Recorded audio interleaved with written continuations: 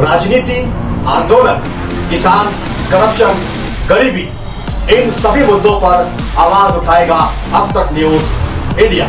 सत्ता के आगे जब भी सवाल कमजोर पड़ने लग जाए तो सवाल उठाने पड़ते हैं।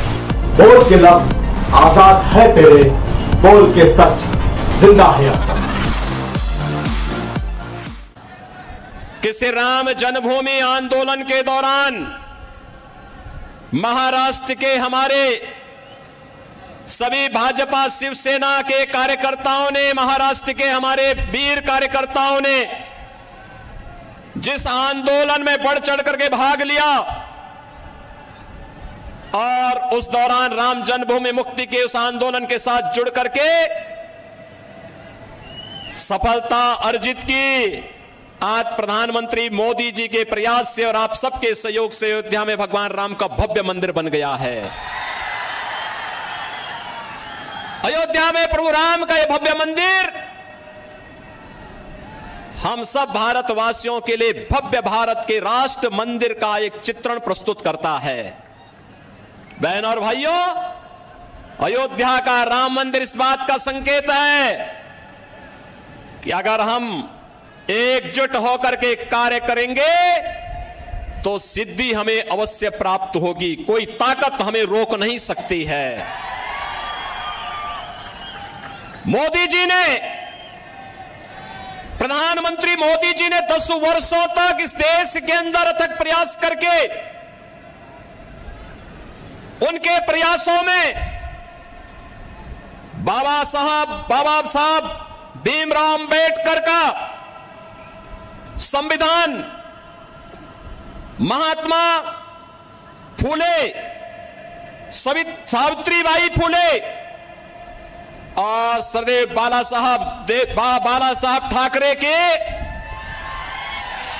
विचारों की प्रेरणा प्रधानमंत्री मोदी जी के एक एक कार्य में झलकती है और उसी का परिणाम है पूरे देश के अंदर चारों ओर एक ही स्वर से लोग आवाज उठा रहे हैं।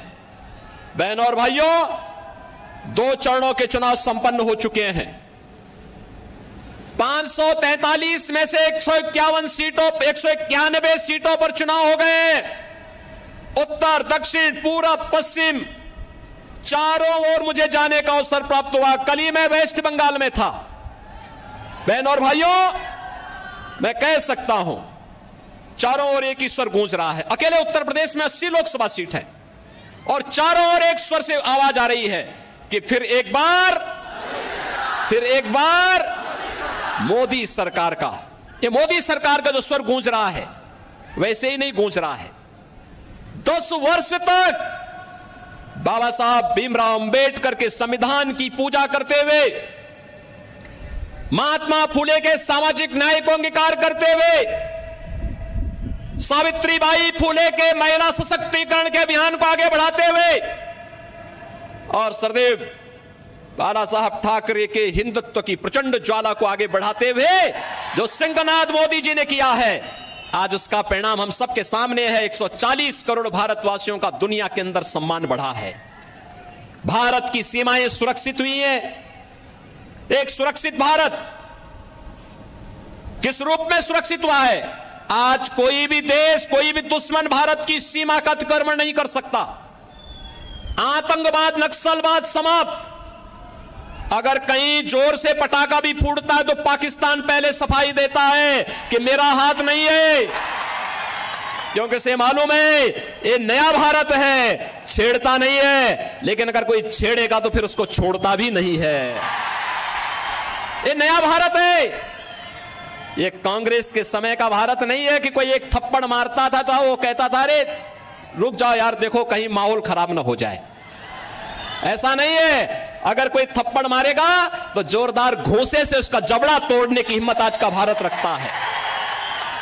और इसलिए बहनों और भाइयों, मैं आज आप सबको यही कहने के लिए आया हूं, डेवलपमेंट का कार्य मोदी जी ने 10 वर्ष में जो तैयार किया है, ये विकसित भारत की आधारशिला बन चुका है। भारत आज दुनिया की सबसे बड़ी उभरती हुई अर्थव्यवस्था के रूप में स्थापित हुआ है। कौन ऐसा सच्चा भारतीय होगा जो अपने देश को विकसित भारत के रूप में न देखना चाहता होगा। हर भारतवासी की इच्छा है, क्योंकि जब मेरा देश आत्मनिर्भर होगा, विकसित होगा, तो हर चेहरे पर खुशहाली होगी, हर नौजवान के हाथ में रोजगार होगा, हर किसान आत्मनिर्भर होगा, हर बहन और हर माताएं, हर बेटियां स्वावलंबन की ओर अग्रसर होंगी, हर श्रमिक खुशहाल जीवन व्यतीत करेगा, हर व्यापारी का व्यापार बढ़ेगा। और यही तो मोदी जी चाह रहे हैं। इसी भारत की परिकल्पना को साकार करने के लिए वे प्रयास कर रहे हैं। कांग्रेस ने तो गरीबी हटाओ का नारा दिया था, 65 वर्षों में गरीबी नहीं हटा पाए। मोदी जी ने मात्र 10 वर्ष में 25 करोड़ लोगों को गरीबी रेखा से ऊपर उठा करके खुशहाल जीवन व्यतीत करने के लिए छोड़ा। आज बहनों और भाइयों, पूरे देश के अंदर 80 करोड़ लोगों को फ्री में राशन मिल रहा है, 60 करोड़ लोगों को 5 लाख रुपए की आयुष्मान भारत की सुविधा मिल रही है, 50 करोड़ लोगों को जनधन अकाउंट खुल गए हैं। जो कांग्रेस पहले दिल्ली से आने वाले पैसे को, मुंबई से आने वाले पैसे को बंदर बांट कर देती थी, खा जाती थी, हड़प कर जाती थी, सेंधमारी करती थी, आज मोदी जी ने आपके लिए जनधन अकाउंट खोल दिया, पैसा सीधे उस अकाउंट में आएगा। कांग्रेस के लोगों को अब उसमें सेंधमारी करने का अवसर नहीं मिलेगा। बहनों और भाइयों, 12 करोड़ किसानों को किसान सम्मान निधि, 12 करोड़ घरों में शौचालय बन जाना, 10 करोड़ घरों में उज्ज्वला योजना का एलपीजी का सिलेंडर फ्री में पहुंच जाना, और 4 करोड़ गरीबों को एक प्रधानमंत्री आवास मिल जाना, 2.5 करोड़ घरों में बिजली की रोशनी पहुंच जाना, इंफ्रास्ट्रक्चर में highway, railway, metro, rapid rail, IIT, IIM, triple IT, NIT, world class university, 1 district 1 medical college और एम्स की जो श्रृंखला पूरे देश के अंदर खड़ी हुई है, ये नए भारत को विकसित भारत के रूप में प्रस्तुत करने की आधारशिला है। और इसीलिए आज मैं कहने के लिए आया हूं, बहनों और भाइयों, विकास भी है, गरीब कल्याण भी है, सुरक्षा भी है, सम्मान भी है, और उससे भी बढ़कर के है आपकी आस्था का सम्मान। क्या अयोध्या में प्रभु रामलला का मंदिर ये कांग्रेस के लोग बना पाते क्या? ये लोग बना पाते क्या? इनसे उम्मीद करते हैं क्या? कांग्रेस के लोग तो क्या कहते थे राम हुए ही नहीं, और जब राम मंदिर बन गया तो फिर कहते थे कि मंदिर की डेट कब बन, जब राम मंदिर के लिए जब फैसला हो रहा था तो ये क्या कहते थे कि अगर फैसला होगा तो खून की नदियां बहेंगी। अरे हमने कहा देखो हम हैं यूपी में, चिंता मत करो, ये खून की नदियां नहीं, एक मच्छर भी नहीं मरने वाला, चिंता मत करो। बहनों और भाइयों, यूपी में पिछले 7 वर्ष में एक भी दंगा नहीं हुआ। 25 करोड़ की आबादी है, एक दंगा नहीं, कोई कर्फ्यू नहीं, और बड़े बड़े माफिया, एक तरफ राम मंदिर बना है और दूसरी तरफ बड़े बड़े माफियाओं का राम नाम सत्य है की यात्रा भी निकल गई है। यह है यूपी। लेकिन मैं केवल आपसे कहने के लिए आया हूं, ये लोग आपकी आस्था का सम्मान नहीं कर सकते, कांग्रेस के लोग नहीं कर सकते। जो लोग आपको गुमराह कर रहे हैं बहनों और भाइयों, ये वही कांग्रेस है जिसने राम के अस्तित्व पर प्रश्न खड़ा किया था, और यही कांग्रेस है जिसने हिंदुओं को अपमानित करने के लिए हिंदू आतंकवाद का शब्द भी दिया था। हिंदू आतंकवाद, क्या हिंदू आतंकवादी होता है क्या? ये कांग्रेस के लोगों को क्या हो गया था? यूपीए की सरकार थी और तब इन्होंने हिंदू आतंकवाद शब्द भी दिया था। और आप याद करिए कौन व्यक्ति था देश का गृह मंत्री उस समय, याद करिए, उसी के लोग, उसी के परिवार के लोग आज चुनाव लड़ने के लिए यहां पर अपने खूनी पंजे के साथ आपके बीच में आए होंगे, और उसी से सावधान करने के लिए मैं आपके बीच आया हूं, आपसे कहने के लिए। उस समय इन्होंने कहा था, जब मालेगांव के विस्फोट हो रहे थे, तब इन्होंने कहा था इसमें योगी आदित्यनाथ का भी नाम होगा, हम सीबीआई का रेड कराएंगे। हमने कहा एक बार प्रमाण के साथ भेजना मेरे पास थोड़ा। अपने कृत्यों पर इनको कभी पश्चाताप नहीं होगा। और बहनों और भाइयों, हिंदुओं को अपमानित करने के लिए, हिंदू आस्था पर कुठाराघात करने के लिए इन्होंने क्या कुछ नहीं किया है। कांग्रेस चाहती तो 65 वर्षों तक शासन करने का उसे अवसर मिला था। वह भारत को दुनिया की एक बड़ी ताकत बना सकती थी, देश को नक्सलवाद आतंकवाद से मुक्त कर सकती थी, लेकिन आतंकवाद की जड़ कांग्रेस, देश के अंदर नक्सलवाद की समस्या कांग्रेस ने दी, गरीबी कांग्रेस ने दी, भ्रष्टाचार कांग्रेस ने दिया, देश की सुरक्षा में सेंध कांग्रेस ने लगाया। और अब तो कांग्रेस अपने घोषणा पत्र के माध्यम से ओबीसी, अति पिछड़ी जाति यानी पिछड़ी जाति के आरक्षण पर और अनुसूचित जाति जनजाति के आरक्षण पर भी सेंधमारी करने का प्रयास कर रही है। कांग्रेस का घोषणा पत्र बताता है, वह कांग्रेस का घोषणा पत्र क्या कहता है? कांग्रेस का घोषणा पत्र इस बात की पुष्टि करता है कि यूपीए सरकार के समय कांग्रेस ने यही प्रयास किया था। उस समय उसने जस्टिस रंगनाथ मिश्रा के नेतृत्व में एक कमेटी बनाई थी और कमेटी ने कहा था कि पिछड़ी जाति के लोगों को मिलने वाले 27% आरक्षण में से 6% मुसलमानों को दे देना चाहिए। क्या हम अपने पिछड़ी जाति के लोगों के हक को किसी दूसरे को बांटने देंगे क्या? हिंदुओं का आरक्षण किसी को मिलना चाहिए क्या? और सच्चर कमेटी गठित करके इन्होंने मुसलमानों की कुछ जातियों को अनुसूचित जाति में शामिल करने का प्रयास किया था। वो तो भारतीय जनता पार्टी थी, विरोध किया था, तब ये बच पाया था। आज गुमराह कर रहे हैं कांग्रेस के लोग। ये अनुसूचित जाति, जनजाति और पिछड़ी जाति के आरक्षण में सेंध लगाने के लिए आज कांग्रेस ने साजिश रच दी है और इसीलिए अब वह तमाम प्रकार के झूठ का सहारा ले रही है।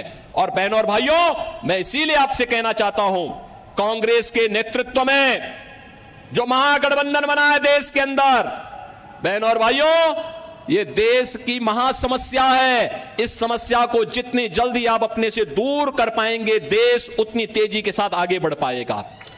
यह भारत के विकास का बैरियर है। यह आतंकवाद, नक्सलवाद की समस्या में सबसे बड़े बैरियर है। यह देश के अंदर आपको बांटेंगे। पहले कांग्रेस गुमराह करने के लिए क्या कार्य कर रही है, इसके लिए इसने आपको क्या एक झुंझुना पकड़ाया है। ये कह रही है हम पहले जातीय जनगणना करेंगे, जातीय जनगणना करके हिंदुओं की जातियों को आपस में लड़ाएंगे, फिर आपस में लड़ाने के बाद जब आरक्षण का मुद्दा इनके मुद्दे से अलग हो जाएगा, उसमें लोगों का ध्यान आपस में लड़ने में ही हिंदू लड़ने लग जाएगा, तो उसके बाद चुपचाप आपके हक पर ये उसको मुसलमानों को देने का काम करेंगे और फिर भारत के इस्लामीकरण का, तालिबानीकरण की एक रूपरेखा अपने घोषणा पत्र के अनुसार कांग्रेस तैयार कर देगी। हमें कांग्रेस के इस मंसूबे को सफल नहीं होने देना है। बहनों और भाइयों, इस देश का फिर से मजहब के आधार पर बंटवारा नहीं होने देना है और इसके लिए चाहे कोई भी कुर्बानी देनी पड़े, हमें इसके लिए अपने आप को तैयार करना है। और इसीलिए हम आए हैं। आज जो परिवर्तन आपको देश के अंदर देखने को मिल रहा है, ये परिवर्तन का नेतृत्व करता है, इसके सारथी हैं देश के प्रधानमंत्री मोदी जी। और आज हमारा दायित्व बनता है 10 वर्ष तक बिना रुके, बिना डिगे, बिना झुके मोदी जी ने देश के विकास के लिए 24 घंटे 365 दिन लगातार 10 वर्ष तक काम किया है।